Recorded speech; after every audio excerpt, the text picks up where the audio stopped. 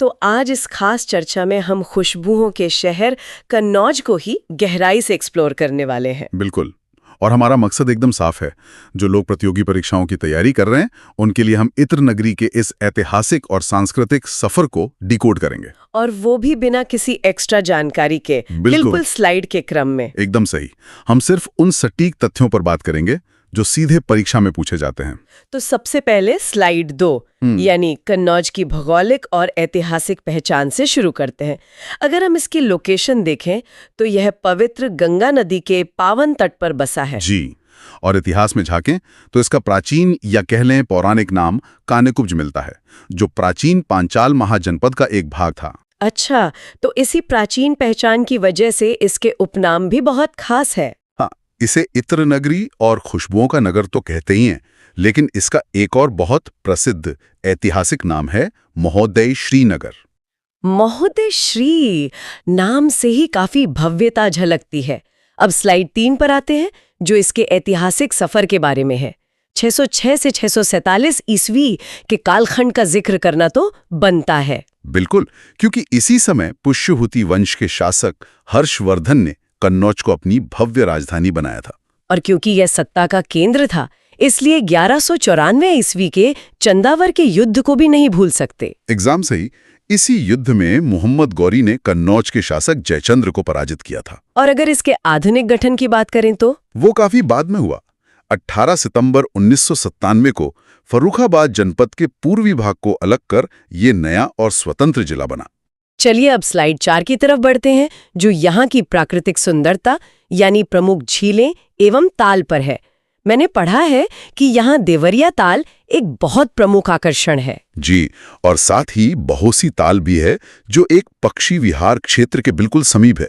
और लाख झील को भी हम कैसे छोड़ सकते हैं। बिल्कुल, लाख झील परीक्षा की दृष्टि से एक बहुत महत्वपूर्ण जल निकाय है। और इसके अलावा गंगा तट पर स्थित मेहंदी घाट भी काफी प्रसिद्ध है। अब स्लाइड 5 यानी अर्थव्यवस्था एवं उद्योग को देखते हैं। ओडीओपी के रूप में तो बिना किसी शक के यहाँ का इत्र ही हाईलाइट होता है। हाँ, इत्र ही है।